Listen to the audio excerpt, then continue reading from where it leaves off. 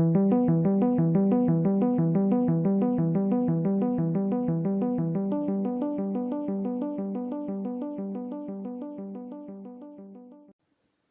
and welcome back to another episode of International Immersion, a podcast that seeks to capture the combined experiences of people, places, culture, traveling, current events, living abroad, and everything that comes along with them, and much, much more. For today's episode, I want to delve into a topic that I have seen come up more and more, both on social media, the news, and in my own personal circles. And that is the concept or idea of retiring abroad or outside of the country you currently live in or you hold citizenship in. And I thought the best way to do this was to talk to someone who is actually planning to do this and has concrete plans and will plan to retire in the next potentially 10 years to a foreign country. Jenny, it's great to have you on today, and it's very interesting the more I've talked to you about your plans to retire overseas. So I thought it'd be a great opportunity to talk with you today to share with all of the things that go into it and why you've chosen to do this. So without further ado, I just wanted to thank you for joining us today. Thanks for having me back. You're very welcome. So to begin with, big question is, what made you decide to retire abroad or seek to spend your later life outside the U.S. where we currently are now? I think there are probably two factors. One is that I just fell in love with Mexico the first time I went there. I've gone back at least 14 times. Well, that's only a few times, so I think you'd like it. It's my love for Mexico, because if it's not obvious by that comment, that's where I plan to retire to. And then also on YouTube, I keep seeing these videos about the FIRE movement, which stands for Financial Independence Retire Early. I didn't know that was an option to retire early. So once I kind of put two and two together, I love Mexico and it's a possibility to retire early, I started implementing this plan to make that happen. No, and that's spot on, because as I mentioned, that's the main movement I've seen in social media, social circles, and forums, is the FIRE movement, and how more and more people are realizing that they can potentially have a higher standard of living, and more importantly, how to make their money last longer if they choose to retire outside the U.S. or wherever country they're in. Just because a lot of countries, their cost of living is so much lower than in the U.S., for example, where we are, but that's just the tip of the iceberg. So, so what we're going to do is we're going to talk and specifically go into kind of the different steps and the different things you have to take into account and plan for when you do this. So to begin with, you told us why, but when you first decided to do it, how did you first go about it? You kind of have to plan backwards. You have to first do your research on the cost of living there and see, okay, how much money do I need month to month? And then work backwards to see how much money you need to save to make it happen. Okay. So in the case for Mexico, since you decided on Mexico, how did you, what conclusions or maybe dollar amounts, if you know them, did you come to? Yes, for one person, you could get by on $600 a month. I mean, you're not going to be saving much. You're not going to have some lavish lifestyle of traveling abroad, but it can at least get you by. But for sure, for one person, $1,000 a month, you're going to live quite comfortably. Well, I mean, let's just face it. I mean, good luck trying to get by on $1,000 a month in the U.S., even here in the Midwest, where the cost of living is a little lower than the East or West Coast. But, and honestly, $600 to $1,000, if you can subsist and have at least a decent quality of life and have all your necessities met with some fun and other aspects, I mean, why not? Right, and I will say on the lower end, like the $600 end, that would be providing you have already purchased a home there and you own it outright. You're not making payments on that. Oh, that makes sense, because that would remove one of the bigger, costs of either renting or, a mortgage. Right. So what are some other financial elements that you took into consideration besides just the cost of living? What about maybe transportation, healthcare, or how to access your money? Right. I mean, when I personally think of cost of living, I think about all of those topics. So like, what is the bare minimum I need for like food and transportation, utilities, cell phone, internet, all of those things. And then from there, I'm like, okay, that's what I can get by on if I have to, but what dollar amount is going to make me comfortable? That way, if there's an emergency or I want to save money to travel other places, or if I need to come back to the US because my mom or dad is sick and I need to stay here for a while. Just kind of play with the numbers to see what makes you comfortable with your lifestyle and your goals. Oh no, for sure. And that's another element. Like, so you've mentioned that you want to retire there permanently, but do you want to be in a situation where you go back and forth? Because I know some people like to retire part time in a foreign country and then come back to the U.S. or wherever they are for part of the year, or do you want to like stay there all year, all the time? No, it would definitely be my primary residence. I would just come back home to travel in the US or to visit family, and I would go visit other countries, but Mexico would be my home base. Okay, no, that makes perfect sense, and yeah, and I think, of course, you have family ties or other ties to your own country, so of course you're going to go back. It's just a matter of how much, or if you actually do split the time like some people do. Okay, so in kind of putting together the finances while we're still on this topic, of course, not to go into anything too personal, but what has been your strategy for like accumulating the wealth and assets you need, if you don't mind, Yeah, in kind I'm of a not the general way. most knowledgeable on this topic, but I max out my Roth IRA. And if you're not familiar with how that works, you can take out any contributions you make without penalty. Mm-hmm. You just can't take out any interest you gain off of that without paying some kind of penalty for withdrawing early. Oh no, a Roth IRA is a great retirement or savings vehicle because you have that basically the tax exempt status that you're putting after tax dollars into that account. And no, that's the only problem I find is that it has only I think as of this year, it's $6,000 you can put in a year. Right. But it's still great, and by the time you do retire, you should definitely have a good amount saved up. I myself have one, and then I max it out every year. It's very important. Okay, Yeah. so a Roth IRA. In addition to that, I have a traditional IRA, and then I honestly don't even know what this means, but I save money in a money market. Okay. I have my guy that does that for me. Basically, a money market account is like an enhanced checking account. It can earn a little higher interest, although most of them I see now don't add a lot. But the nice thing is the money is fluid. It can accessible. It's not locked away in like an investment or something. So, but no, that's good. So you have Roth IRA, traditional IRA, money market. And then I have my full-time career, and then I also have several side hustles as well, just to be able to save. No, that's perfect. So basically, to kind of put your financial portfolio together here, you have your career and your job's retirement plan for you. You have your traditional and your Roth IRA. You have your money market account, and then you have these side hustles. And that's another great point is that, depending on what you can do, side hustles can certainly bring in a lot of money, as you've mentioned. Yes, they can, especially as a teacher. I have the 3 months in the summer to work full-time hours at my side hustles if I wish to. So that can make a huge dent. No, and that's a very unique point because a lot of teachers they don't work in the summer, so you can, like you said, you can maximize that and make it work to the fullest potential. So, and you mentioned you specifically like you've done a couple of side hustles, but I think it's one of those things. Every little bit helps, right? Right, and also to go into more detail about the side hustles, I have one side hustle that earns me money immediately that I'm going to be working with my financial advisor to learn how to best invest it. And then I have my other side hustles that I'm thinking more long term and how they can earn me passive income while I'm in retirement.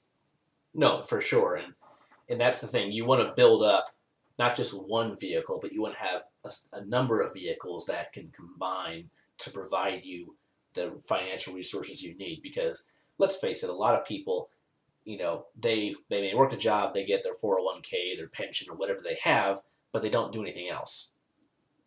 And it's something, but I think everyone should at least have, if they're able to, be able to have something that are like the Roth IRA is a great tool. I think everyone who can have one or has the ability to have one should have one. Regardless of what one's reasons, there are different circumstances, but it's a great tool. And like you said, it can be used for if you want to stay here in the U.S., you want to retire abroad. It's just tax exempt money that you've already paid on that never have to be taxed again. And unlike the traditional Roth or traditional IRA, you don't have to take it out at 70.5 or take out annual distributions, which is really nice. Yeah. I got you. So so in total, how long have you been? When did you first start? I kind of got the idea at the back of my head 1 or 2 years ago. That's when I first started seeing these YouTube videos about the FIRE movement. But like actually saying, hey, this is going to happen, and starting to take the steps to make it happen just in the past few months. And my goal is to retire within 4 years, 6 years max. So I know people have this idea that, oh, I can't do this, I don't have that much money, or, I'm going to need 20 years to save this. If you set a goal and work hard for it, you can make it happen a lot sooner than you think. No, I completely agree. So basically, you're working on about an 8 to 9 year timeline. Since you said you started literally a couple of years ago. Just the idea. Just the idea, but you just more or less started, I'd say, actively relatively recently, and you want to do it in 6 years. So basically, from thinking about it to planning about an 8-9 year timeline, but actually investing in having all the components in order, you're looking at maybe about 5 or 6 years. Right. So, and for most people, yeah, like you said, how can I do that in 5 or 6 years? Which I will admit sounds like a bit of a crunch, but as you've mentioned, you've got your stuff lined up, so eventually you're hoping to get a certain dollar amount that you think you'll be comfortable with, right? Right. Gotcha. No, and I think that's one thing. It's like never discount or say you can't do something until you really look into it. And let's face it, a lot of places around the world are a lot cheaper than the U.S. Since we both have traveled internationally, we can definitely attest to that. What you say? Right, but the thing to keep in mind is that this only works if you're earning U.S. dollars but living in a place that has a low cost of living. Exactly, and that's the thing. And once you're in retirement or you're over there, you need that consistent income, whether it's just distributions, dividends, an annuity. Pays out. You have to have some form of monthly income coming in, and plus, I know it kind of defeats the purpose of retiring, but if need be, you could always do something fun or maybe start a side hustle or something while you're there, because let's face it, most people that I know that they retire, they get bored after a while. So right. They'll either take up hobbies, they'll travel, or in some cases they'll actually go back to work, or they'll work doing something they actually enjoy or really have a passion for. That's a good point. It's not that I'm never going to work another day in my life. It's that I will have the financial freedom to choose when and if I work or what the job is. Yeah, and there you go. And then when you add that into the equation, it makes it even more attainable. No, that's really neat, and I really like how you kind of have broken down that, and I think it can give a lot of people ideas of how to kind of go about it. And that's the next thing. You've already specified why you chose Mexico, but what would you say would be something if someone wants to look into a place to retire? How would you choose the location? Well, let's preface this by saying, in your home country, for the most part, you tend to stay in the area where you were born, or work might take you to a place. Typically speaking, it's not like, oh, I just want to live here, so I'm going to go there when you're in your own country. Exactly. You go where the jobs are, or you go to where you feel comfortable. Right. So whenever you have the freedom to just choose any point on the map, there are several things you can take into consideration. Maybe one of the most important things besides the cost of living is the climate. People have their preference on how hot or how cold they like it, or how green or how dry they like it, and you can literally find the perfect place that will have your type of weather year-round, if that's what you choose. In addition, you can find a place that matches your interest or hobbies. For example, if you like water activities, obviously you're going to find something on the coast. No, I think no, that's exactly true. I think you have to figure out where will you enjoy to live, what climate suits you based on you know your personal preference or what weather and temperature your body does or functions better at, and also I think another thing to think about is like for example you study Spanish, you can speak Spanish, so that makes it even more convenient and realizable for yourself since that. Whereas in my case, I've also thought about potentially retiring abroad. That's one reason why I think this is really interesting to discuss because it may answer my own questions as well. And I've studied Chinese, so maybe somewhere in Asia like Malaysia or maybe Taiwan or other places would be maybe a little more suitable for me because you have the language background, and that's a big factor. I think you have to think about what do you speak, what's the culture, the language, society, and how will that factor in. So if you speak a second language, that's going to be a big, I think, indicator and I would say deciding point. Right, and if you know you're the type of person to not learn a foreign language, then find a country whose native language is the same as your own, or that has a large expat community where learning it won't be as necessary. No, very true. Yeah, and there are many countries that are very English friendly, or it's accessible even if you don't speak a local language, or maybe English is an official language there.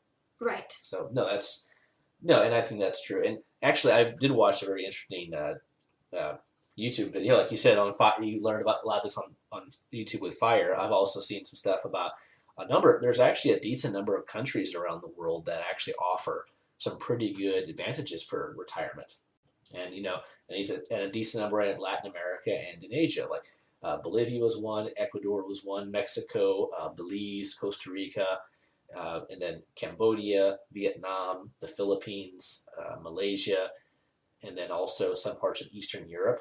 And then there's actually quite a few places that, depending on your risk tolerance, level of adventureness, and then just what you have to do to prepare. And I'd say visa policy, and how easy or how easy or not very easily it is to get either permanent residency, citizenship, or another type of status to stay in that country. Yeah. So all of those are factors that you have to take into account. And with Mexico,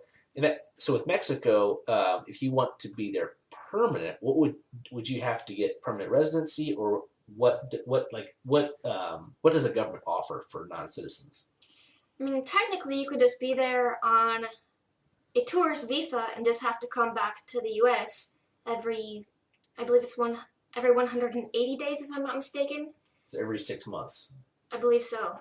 Oh, that's pretty. That's pretty easy if you just want to. Sort of reasonable if you're just going back and forth between Mexico and the U.S. Maybe not as doable between other countries, but it's fairly easy to get temporary residency. You just have to show proof of income. I don't remember the number that you need off the top of my head, but basically prove that you're self-sufficient, that you're not going to depend on jobs and take them away from the Mexican people.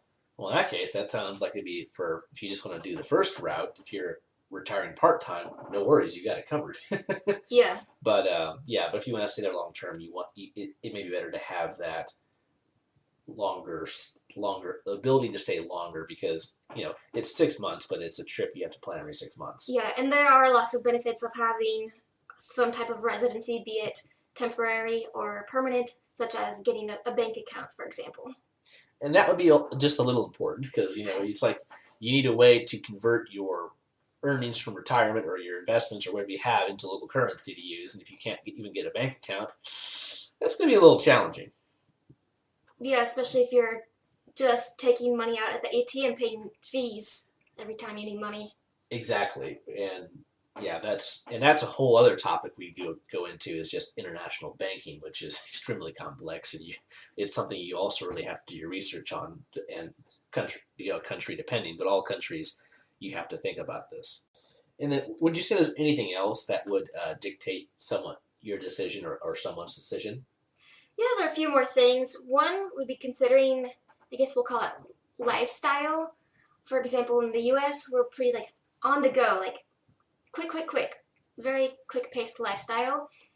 Compared to other countries that just chill, go with the flow, what will be, and take life one day at a time, or maybe how modest or how conservative you are might dictate where you might be most comfortable living.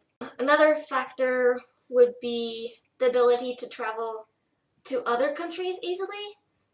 Oh, for sure. Because if you're in a place where there's, unlike the U.S. where you have states, but if you're in South America or in certain parts of the world where there are a lot of countries around you, that gives you more opportunities. Right, because if you're in the U.S., you drive a few hours and you might be in another state.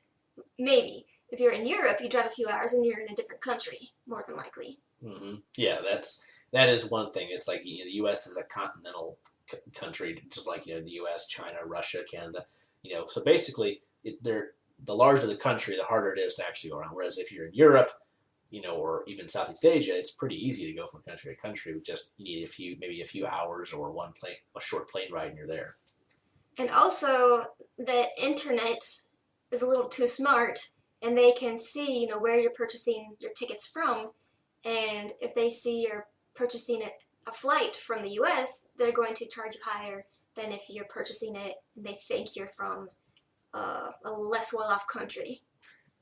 That's a good point you bring up, because sometimes when you book flights, like I myself, like I'll actually try to utilize that. I'll use a VPN or something and see if I can put myself in a foreign country and actually get different lower tickets and stuff. It's actually quite interesting. But there are a whole host of ways you can actually try to get around that. And if you're already over there, it's a lot cheaper to move around, because international flights are very expensive. I mean, with COVID right now, one of my friends, she had to pay $2,500 for a one-way ticket. Oh boy. Yeah. So that's just a good example. Whereas either it's extremely expensive or it's really cheap because no one's going. So I think we've kind of covered why I'm retiring abroad, what to kind of consider. Another thing we might discuss is don't get in a big hurry. If you haven't lived somewhere already, maybe rent there for a bit. Or if you can't find a short-term lease, maybe stay at an Airbnb for a month or two to get a real feel for the city or the neighborhood before you commit.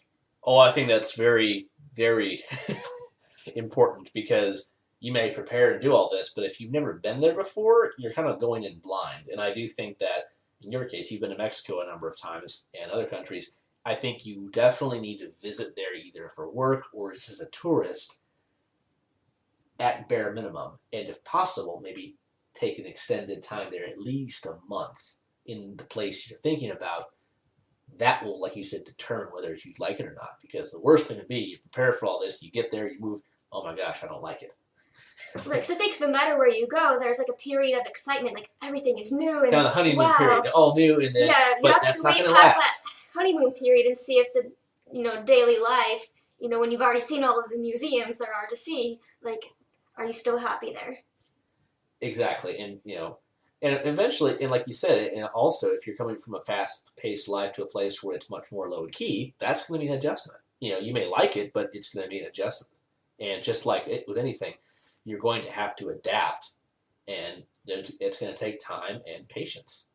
And like you said, that's why preparation, very important. So, and to go on from that, another thing you have to factor in, especially if you're retiring at an older age, is what's the healthcare system like in that country? Right. Luckily, in Mexico, it's very affordable to get healthcare even if you don't have insurance. For example, I got a little stomach bug there once, and to see the doctor and to get 2 medications, it was under $7. Well, I can just say that's literally impossible to find here. Right. That seems to be like pocket change. But of course, they do offer insurance, and it's very affordable. They have both public and private insurance. That's amazing. It actually reminds me of one time when I was living in China. I had to go to the hospital because I had, I think, bronchitis. So, I was like, okay, I need to get stuff done. So they drew my blood. They did a chest X-ray. They did a swab. Doctor checked me out. Diagnosis, prescriptions, $40. Wow. I was like, that's it? And I remember I told my doctor one time when I go for a checkup, and they were like, "No way." I'm like, "Yeah." I mean, yeah, it took longer than it would here, but it just Right. it says a lot. With insurance, I paid over $700 for an MRI the other day. I rest my case. There's one reason that's reason enough alone to live abroad. Well, it's funny, when I was in India, a couple of the Indians I met when I was there for business they said, "Oh yeah, we get a lot of foreigners come here for minor surgeries and stuff because it's so cheap." Doesn't surprise me. But no, I think no, that's a very important thing, because yeah, it may be cheaper, but at the same time you have to think about the quality. Because some places it's very cheap, but the quality may not be the same. But you need to do a lot of research, and I think that's the one thing, Jenny, you've really emphasized, is that you need to do research. You can't like half cut your way through without using a little profanity, but you have to take your time and go through it. And some people, that's it's you kind of have to just take a deep breath and do it if you're really serious about it. And I guess to close, don't be scared to get there and change your mind. You can always come back home. You can always go back to work. You can't undo this. It's not a permanent decision. And going off of that, it may be one thing you can do is, before you decide to permanently, maybe start off by doing it part-time. Maybe start off going down there for a period of time, coming back, and then say, okay, I'm in retirement. How do I like the two? And then making a decision. But at the end of the day, there's really no right or wrong way to do it. It's just what will work for you. Exactly. But I think, as you've mentioned again and again, is don't feel like it's all or nothing. So, don't move everything over immediately. And I imagine that when you actually start this process, it'll be like incremental. You'll get set up, and then you'll move stuff over, or maybe I'm mistaken. I mean, I've gone there enough times to know I'm going to love it. I'm pretty set on it, but if you're not that comfortable, just know you can always come back home. Exactly. No, and that's a great point. And honestly, like we mentioned, just do it at your pace, and at in what order works best for you. So. But no, I mean, I think you've brought up some really good points, and like you said, I myself have thought about maybe retiring overseas, either part-time or full-time myself. And this is a great example, of having an opportunity to talk with someone who's actually, dedicated and is going to do it. So I just really appreciate the time and the insight into your preparation. So, is there anything else you maybe want to leave? Or suggestions, thoughts, ideas, or anything else you'd like to maybe mention? I think we've covered it all. Perfect. Well, I think it's interesting, and I just want to emphasize, this is kind of more of a general outline of just the steps that go into it. Each of these categories we discussed has a whole other layer of complexity. Visas, transportation, all this stuff. There's many different elements that you can break down, as I'm sure you are aware of. Oh, yes. I mean, getting your stuff from point A to point B, or selling all of your stuff, there are so many little details. You really have to plan it out carefully, and like we said several times before, do your research. Yeah. And I know this may differ for everybody, but how much time would you recommend someone to be researching it before they commit to it? I guess it would depend on each person, because I could say a year, and that might mean to one person they're going to sit down every single day and study an aspect, but to somebody else that might mean looking at it. Or maybe a better way to phrase it would be, maybe they should thoroughly look into every aspect before they decide. Yes. So yeah, no, that makes perfect sense. And so maybe just get a list, get a notebook, and just write down all your thoughts, and then go through and make a list of all the steps, and then you'll realize, is this what I want to do? Is it too much? Is it too much of a hassle? Can I do it? And then also, I'm sure, as you know, it depends on your income, your age, your health, and how adventurous you are. Yeah, for sure. But correct me if I'm wrong, I do think that the financial aspect is a big motivating factor. It's a huge motivating factor. I mean, I know that's common sense, but I do think, from what I've seen and what you've emphasized, that is, I think, one of the biggest motivating factors, is because, let's face it, the cost of living, continues to go up here in the U.S. and in other developed countries. So it's just kind of like, so many cases, it's almost practical. Right, because we mentioned before that $1,000 a month is not going to get you anything in the Midwest. Like, even $2,000 a month, you're going to be scraping by with how things are going. Yeah, I mean, granted, like I said, if you're single and have a very simple way of life, yeah, you could probably make it work, but it's still not going to be necessarily easy. Right. Whereas if you have that same mentality or more simplistic, and you go to Mexico or some other countries, you could actually have a pretty good quality of life.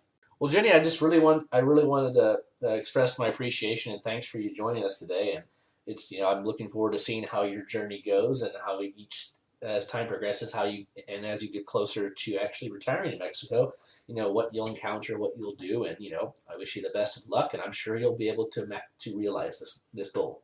Thanks a lot. It was nice talking to you today. Likewise. And for everyone who's listening, just again, this is a potential option. And if you have the interest and you have the adventurism or an adventurous spirit, look into it and see if it's something you maybe want to do. Because as we've just mentioned and emphasized again and again, nothing is impossible with the right amount of preparation, research, and your drive and perseverance. So I hope you've enjoyed this episode of International Immersion. Feel free to contact us at internationalimmersionpodcast@gmail.com. Tell us what you like, tell us what you don't like, suggestions, comments, or any ideas for content that you would like us to cover. We're always looking for new things to discuss and go into depth on. And also check us out on social media at Instagram at International Immersion or on Facebook at International Immersion. And we will